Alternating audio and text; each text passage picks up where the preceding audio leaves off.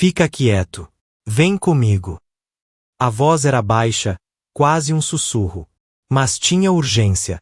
O tipo de urgência que faz um homem parar no meio de um passo.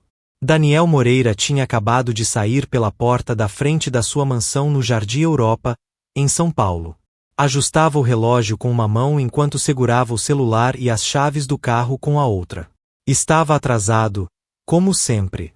Ele olhou para baixo. Era ela, a filha do jardineiro. Uma menina de no máximo 11 anos, com um caderno debaixo do braço e os olhos arregalados. Por quê? O que aconteceu? Ele perguntou, já impaciente. Estou atrasado. Por favor, senhor, ela disse baixinho, pegando a mão dele. Vem comigo. Não deixa eles te verem. Eles? Quem são eles? Mas ela já estava puxando ele para fora da calçada de pedra, em direção aos grandes vasos decorativos entre a cerca viva e o portão da frente. Ela se abaixou atrás dos vasos e puxou a manga do paletó dele. Por favor, fica abaixado. Daniel hesitou. Depois se abaixou ao lado dela, o terno encostando no cascalho.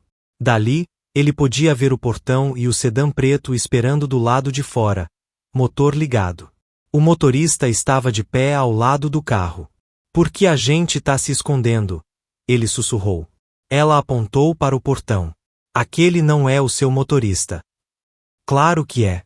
Ele trabalha para mim há 3 anos. Ela balançou a cabeça. O seu motorista sempre abre a porta com a mão direita, porque ele guarda as chaves na esquerda. Eu vejo ele toda semana. Mas hoje, aquele homem abriu a porta com a mão esquerda. Ela fez uma pausa. E a placa é diferente. Um número tá errado. Daniel olhou de novo. Mesmo modelo. Mesma cor. Ele nunca tinha conferido a placa. Por que conferiria? Agora presta atenção. Porque o que essa menina vai revelar nos próximos minutos vai mudar completamente a vida desse homem. Se você acha que conhece essa história, espera. Porque o que vem a seguir é algo que ninguém esperava. Fica até o final. E antes de continuar, se essa história já te prendeu, deixa o like agora, se inscreve no canal e ativa o sininho para não perder nenhuma história poderosa como essa. Comenta aqui embaixo de onde você está assistindo. Sua história também importa. Agora vamos continuar. Eles disseram que isso ia acontecer. A menina continuou. Ontem, perto da estufa, eu ouvi a sua esposa e um homem conversando. Disseram que o motorista ia ser trocado. Disseram que o senhor não ia perceber porque tá sempre com pressa. Daniel sentiu o corpo gelar. Disseram que quando o senhor entrar no carro, ele não vai te levar pro aeroporto. Vai te levar para um lugar longe. Um lugar quieto. Já pagaram ele. O maxilar de Daniel travou. Você tá me dizendo que minha esposa tá envolvida nisso? Ela assentiu. Por isso eu gravei. Ela enfiou a mão no bolso e tirou um celular. Antes que ela pudesse apertar qualquer botão, o celular de Daniel tocou. Natile Fernande. Ele atendeu. Daniel, onde você tá? A voz da esposa era suave, controlada. O motorista disse que você ainda não entrou no carro. Vai perder o voo. Já tô indo, ele disse, os olhos ainda fixos no sedã no portão.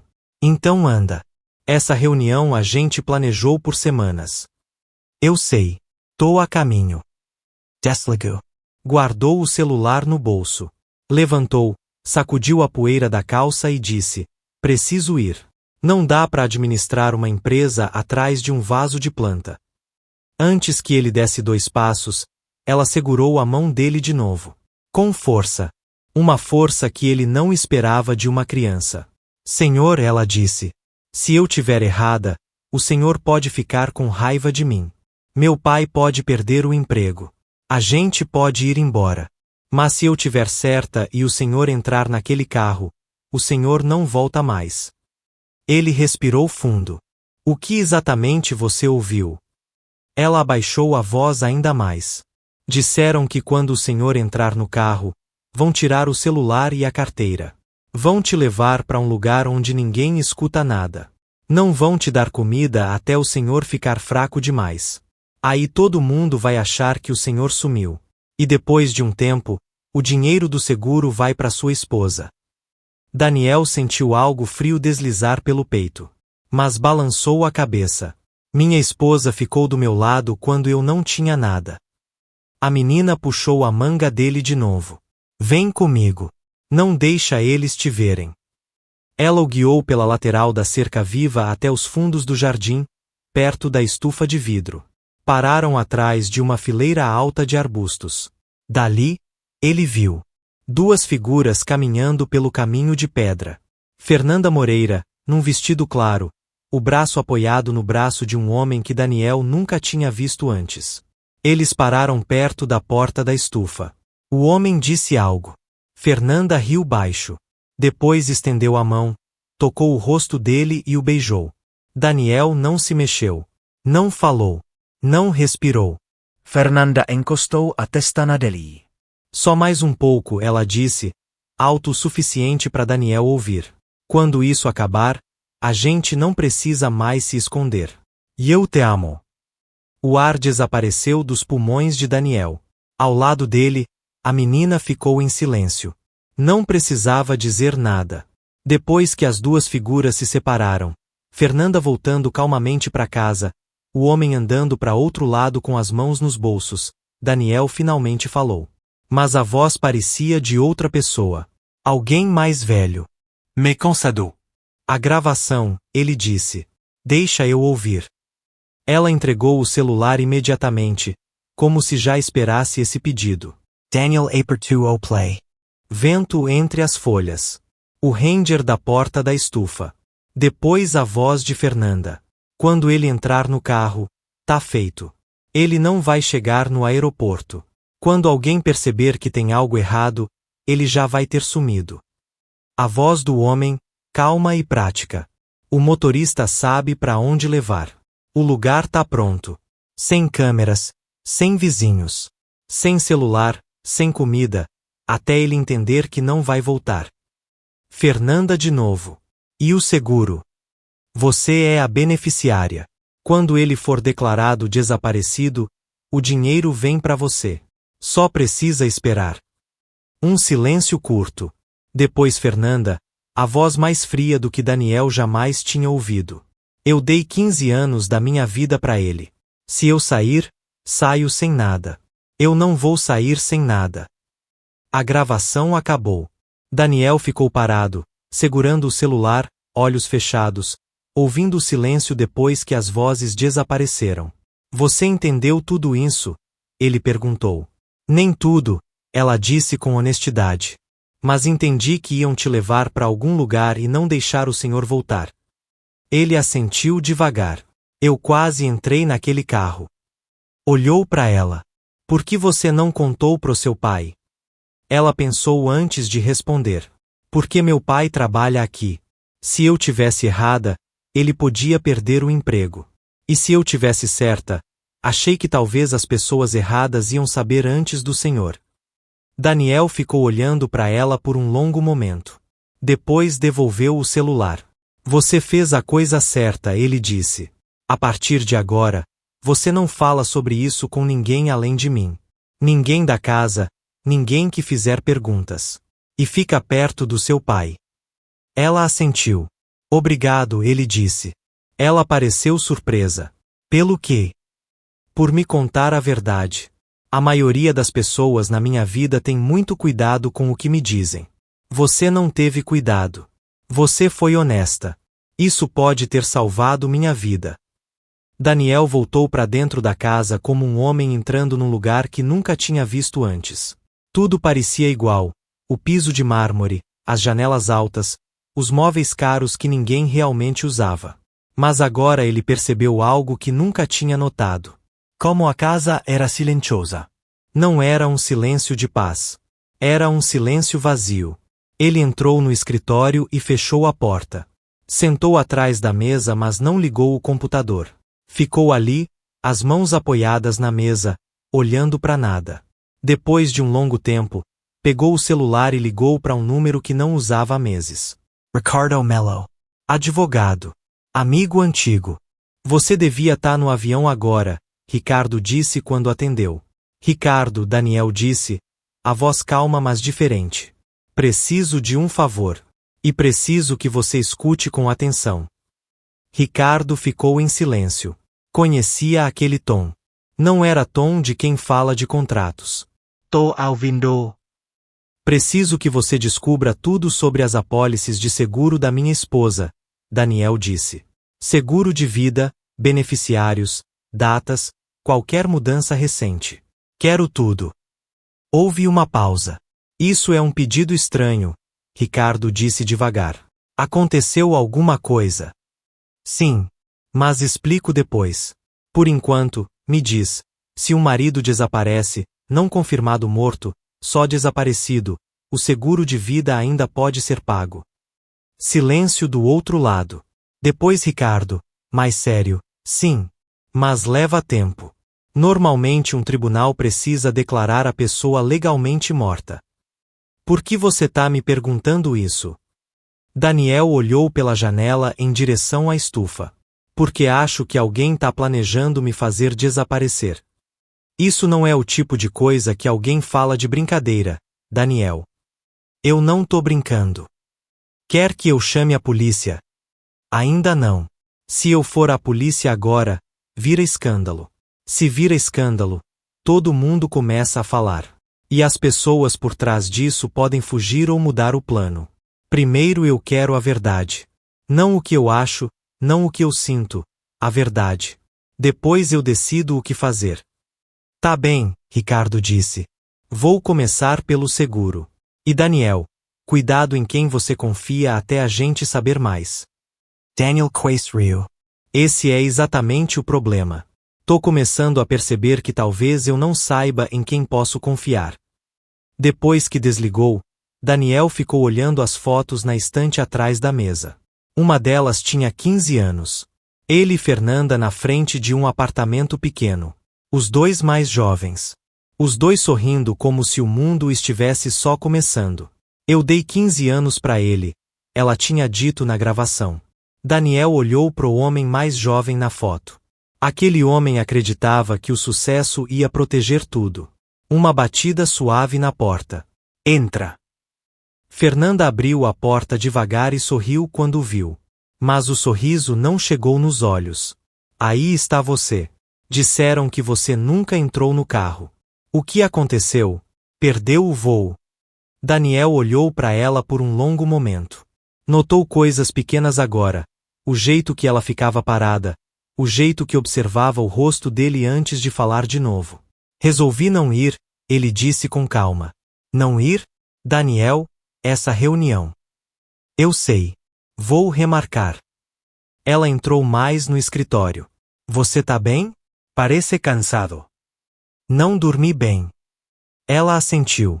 Você trabalha demais. Faz anos que eu te falo isso. Ele estudou o rosto dela. Tentou ver se a mulher na frente dele era a mesma voz da gravação. A mesma voz que tinha discutido calmamente quanto tempo um homem aguentava sem comida. Fernanda, ele disse. Se alguma coisa acontecesse comigo, você estaria protegida, certo? A pergunta pareceu surpreendê-la. Que tipo de pergunta é essa? Só responde. Sim, Daniel. A gente tem seguro. O advogado organizou tudo isso anos atrás. Ele assentiu. Só queria ter certeza. Ela se aproximou e beijou a bochecha dele.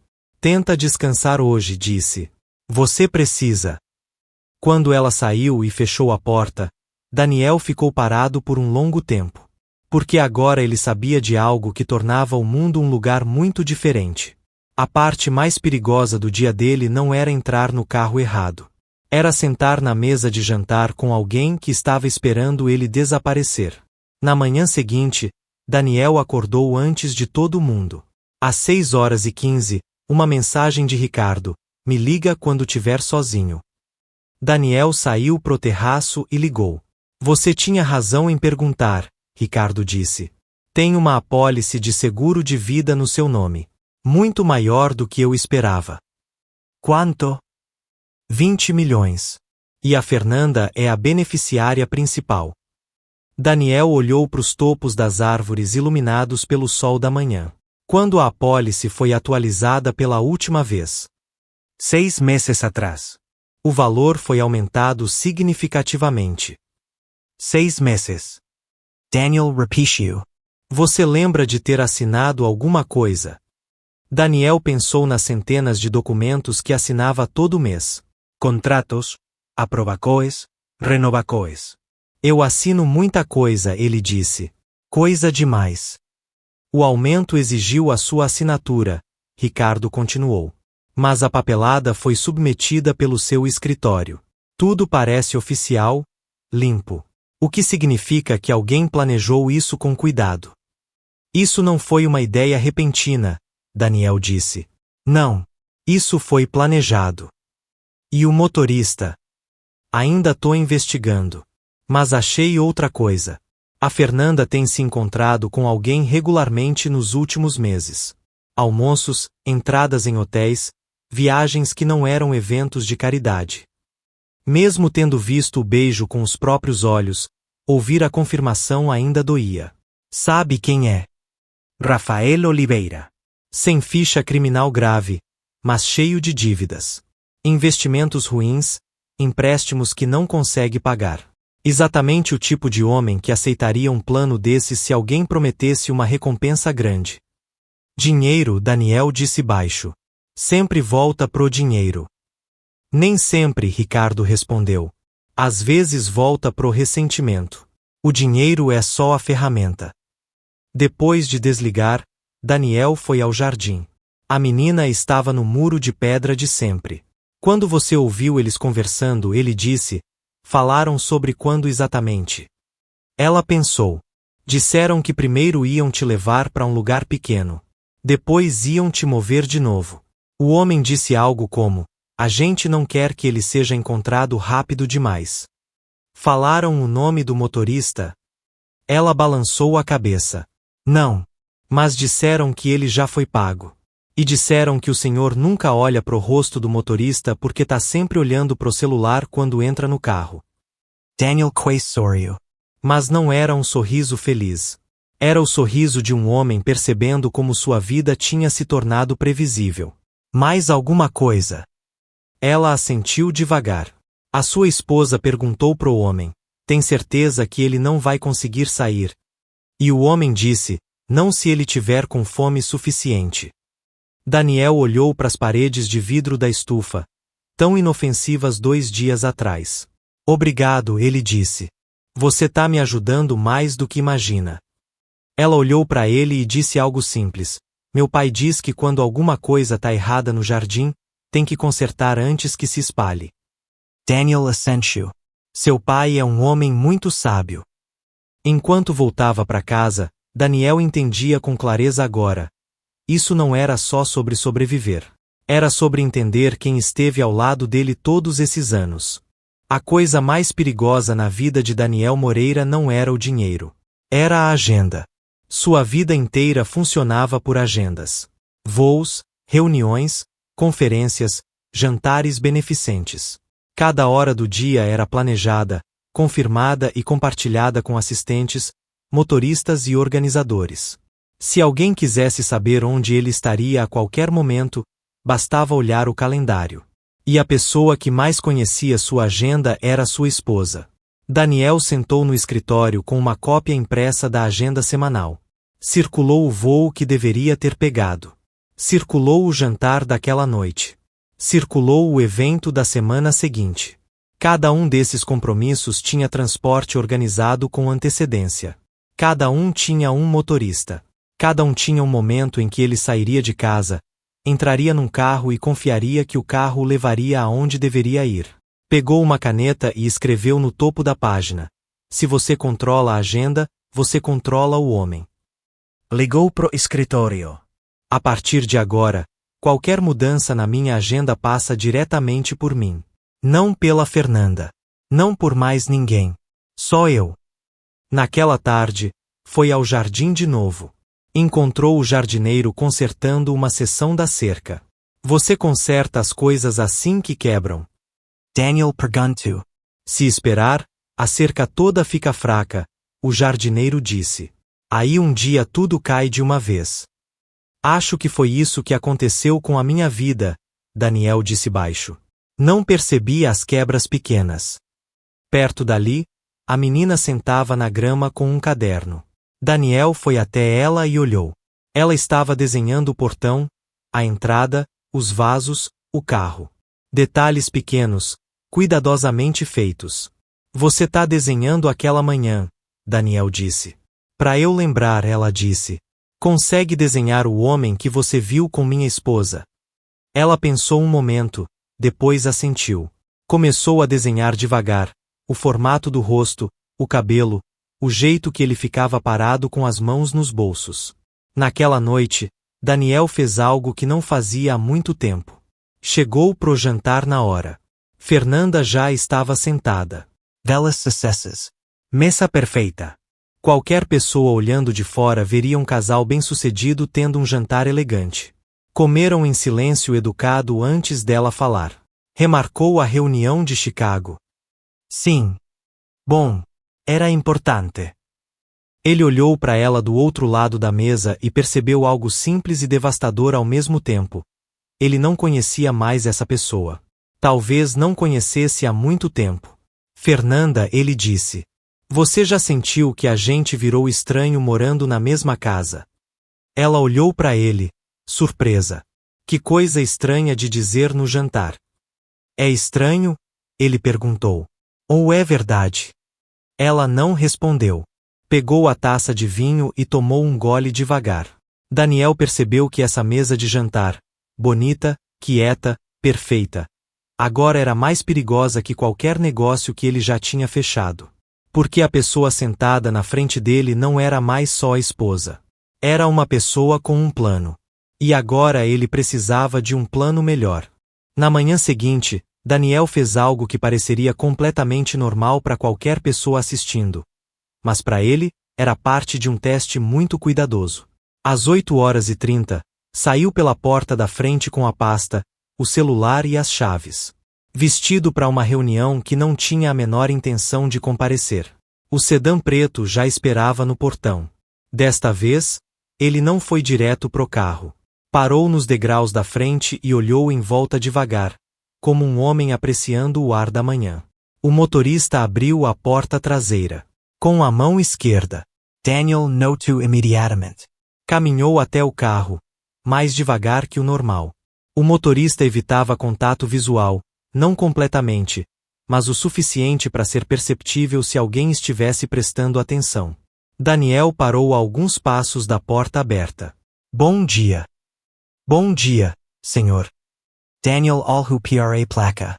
Um número diferente. A menina estava certa. Trocamos de carro? Perguntou casualmente. Sim, senhor. O outro tá na manutenção. Daniel Asensio. Depois fez algo inesperado.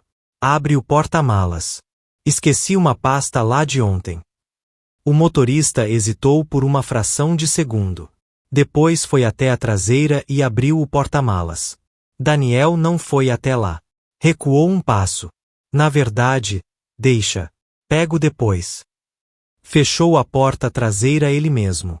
Não vou pro escritório agora. Mudança de planos. Ligo quando precisar do carro. Voltou para casa sentindo os olhos do motorista nas costas o tempo todo. Dentro de casa, foi direto pro escritório e ligou para Ricardo. Tá confirmado, disse. Placa diferente, motorista diferente, e ele ficou nervoso. Então a gente vai pra polícia, Ricardo disse. Ainda não. Se eu for agora, a Fernanda vai dizer que eu tô paranoico. Estressado. Imaginando coisas. Ela sabe como falar com as pessoas. Faz isso há anos em eventos e jantares. As pessoas acreditam nela. Então o que você quer fazer? Daniel olhou pela janela pro carro ainda esperando na entrada. Quero que eles pensem que eu ainda não sei de nada. As pessoas cometem erros quando acham que já ganharam. Isso é um jogo perigoso, Ricardo disse. Entrar no carro errado também é. Naquela tarde, Daniel foi ao muro de pedra onde a menina sempre sentava. Hoje é o dia do planejamento, ele disse. Vou fingir que tenho outra viagem. Com carro, agenda, tudo igual. Para eles acharem que o plano tá funcionando de novo. Ela entendeu na hora. Para a raposa voltar pelo mesmo caminho. Daniel alhu surpriso. Exatamente. Meu pai diz que se uma raposa entra no jardim uma vez, ela volta pelo mesmo lugar. Seu pai devia administrar uma empresa de segurança, Daniel disse. Ela pensou seriamente por um momento. Ele só planta tomate. Daniel riu baixo pela primeira vez em dias. Depois ficou sério. Mas dessa vez, eu vou estar pronto. E a polícia também. Eles só não vão saber. Na segunda-feira de manhã, Daniel desceu no horário exato de sempre. Terno passado, gravata alinhada, celular na mão, pasta pronta. Fernanda já estava na cozinha servindo café. Vai viajar de novo. São Paulo, Brasília, Daniel disse, pegando a xícara que ela ofereceu. Só um dia. Volto amanhã à noite. Ela estudou o rosto dele por um momento, depois sorriu. Aviso a Dona Glória para preparar o jantar amanhã então. Seria bom. Ficaram ali por um momento como um casal normal discutindo uma viagem normal de negócios. Mas Daniel percebia tudo agora. O jeito que os olhos dela iam para a pasta, depois pro celular, depois de volta pro rosto dele. O jeito que ela não fazia perguntas extras, como se já esperasse essa viagem. O motorista chega às 9, ela perguntou. Sim. Viaja seguro, ela disse. Viaja seguro. As palavras ecoaram na mente dele de um jeito estranho. Às 8h30, Daniel saiu pros fundos do jardim em vez de ir pro portão. Ricardo já estava lá perto da estufa, fingindo olhar as plantas. A polícia tá pronta, Ricardo disse baixo. Carros descaracterizados. Vão seguir à distância. Sabem do plano. Daniel Asensio. E o motorista substituto também tá pronto. A empresa tá cooperando. O homem que aparecer hoje não vai ser o que eles contrataram. Vai ser um dos nossos. Bom. Do outro lado do jardim, a menina estava no muro de pedra com o caderno no colo. Daniel foi até ela. Hoje é o dia. Ela assentiu. A raposa volta. Sim. Ela olhou para a mala dele. O senhor vai mesmo pro aeroporto? Vou. Mas não do jeito que eles pensam. Toma cuidado, ela disse. Às 9 em ponto, o sedã preto apareceu no portão.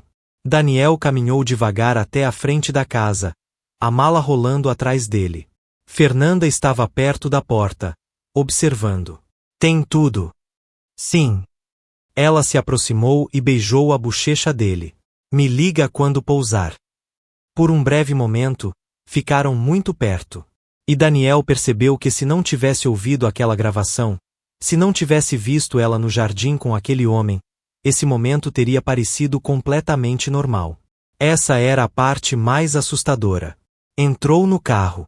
O motorista, desta vez, o deles, fechou a porta. O carro começou a descer a longa entrada. Daniel olhou para trás pela janela traseira uma última vez. Fernanda ainda estava nos degraus. Uma mão levantada num pequeno aceno. Parecendo a esposa perfeita vendo o marido partir numa viagem de negócios. O portão abriu. O carro entrou na rua. Nos primeiros 10 minutos, tudo normal. Trânsito leve. O motorista em silêncio. Daniel mandou uma mensagem para Ricardo. Tô no carro. 3 pontos apareceram quase imediatamente. A gente tá vendo.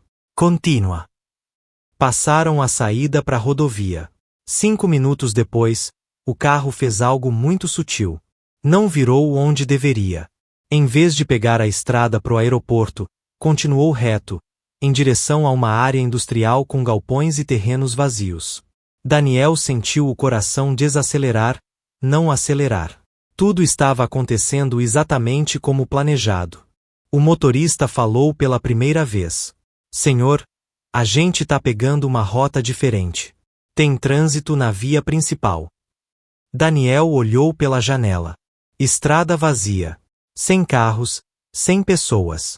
Sim, Daniel disse calmamente. Tá bem vazio mesmo. O motorista não respondeu. Continuaram mais 5 minutos. Os prédios ficaram mais distantes. Árvores apareceram entre os galpões. A estrada ficou mais estreita. Daniel olhou o relógio. Depois olhou pro motorista pelo espelho retrovisor. Você não tá me levando pro aeroporto. As mãos do motorista apertaram ligeiramente o volante. Senhor, eu falei que tem trânsito. Não tem trânsito, Daniel disse. E essa estrada não vai pro aeroporto. O carro continuou. Por alguns segundos, nenhum dos dois falou. Então Daniel se recostou no banco e disse algo que fez os olhos do motorista se moverem rápido no espelho.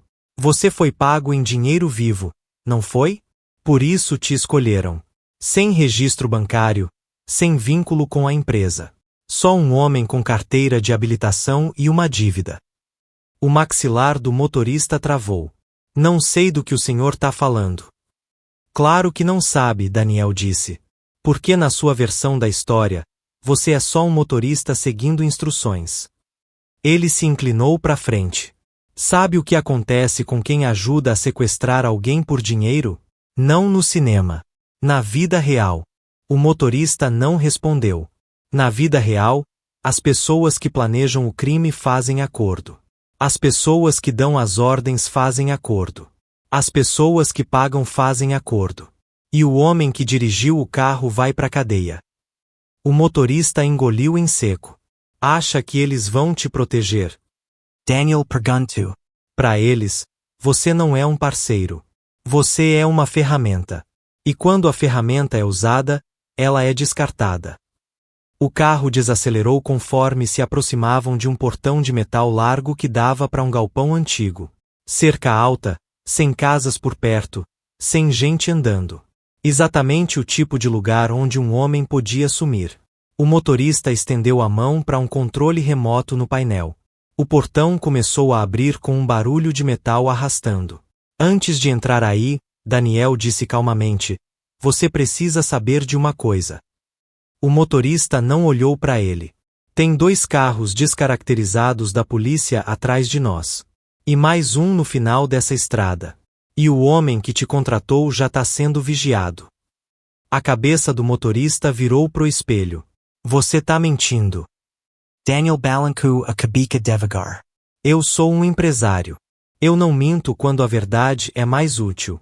O motorista hesitou. O carro avançou devagar em direção ao portão aberto, e parou. Você ainda tem uma escolha, Daniel disse.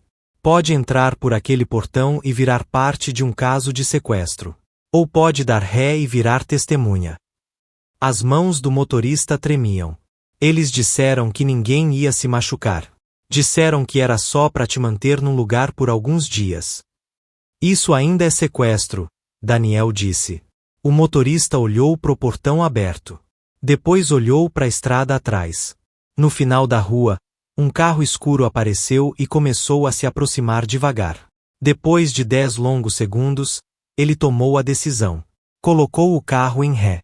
O carro se afastou do portão, do galpão vazio, do plano que tinha sido desenhado para apagar a vida de um homem. Os carros descaracterizados pararam, um na frente, um atrás. Tudo ficou muito quieto. Um detetive à paisana saiu do carro da frente e caminhou até eles. Bateu uma vez na janela do motorista. Daniel assentiu. Abre a porta. O motorista abriu e saiu devagar, mãos visíveis. Outro policial o guiou para a lateral da estrada. Daniel ficou no banco traseiro por um momento, respirando devagar, deixando a realidade do que quase aconteceu se transformar em algo sólido. O detetive abriu a porta traseira. Senhor Moreira. Sou o detetive Ferreira. Seu amigo Ricardo nos chamou. O senhor tá bem? Sim, Daniel disse. Tô bem. Vamos precisar do seu depoimento. E da gravação. Vocês vão ter tudo. Naquela tarde, Daniel voltou para casa. Fernanda estava no sofá com um livro. Já voltou? Ela pareceu surpresa. Achei que seu voo era de manhã. Mudança de planos. Houve uma pausa no ar. O tipo de pausa onde 2 seres humanos sentem que a conversa tá prestes a virar outra coisa. Daniel tirou da pasta um envelope com uma foto impressa. Fernanda e Rafael Oliveira entrando no hotel 2 semanas antes. Colocou a foto na mesa. O rosto dela perdeu o controle por 1 segundo. 1 segundo bastou. Depois ele colocou o celular na mesa e apertou play. A gravação da estufa preencheu a sala. A voz dela, calma e fria, falando sobre o carro, o motorista, o seguro, o desaparecimento. Quando a gravação acabou, o silêncio era pesado. Você não devia ter ouvido isso, ela disse finalmente. Não, Daniel disse. Eu devia ter entrado no carro. Ela não negou. Não chorou. Não gritou. Ficou parada como alguém que chegou ao final de uma estrada longa e sabia que não tinha mais para onde ir. Eu dei 15 anos da minha vida, ela disse baixo. Eu sei, Daniel disse. Deu mesmo. Uma batida na porta. O detetive Ferreira entrou com o distintivo na mão. Senhora Moreira, precisamos que a senhora nos acompanhe. Ela fechou os olhos por um momento. Não correu. Não discutiu. Assentiu uma vez. Enquanto a levavam, ela olhou para Daniel uma última vez. Eu te amei uma vez, disse. Daniel olhou para ela por um longo momento. Eu sei. É isso que torna tudo tão difícil de entender. Depois que o carro da polícia desapareceu, Daniel caminhou até o jardim. A menina estava no muro de pedra, caderno no colo. Ele sentou ao lado dela. Você salvou minha vida, disse. Eu só falei o que ouvi, ela disse.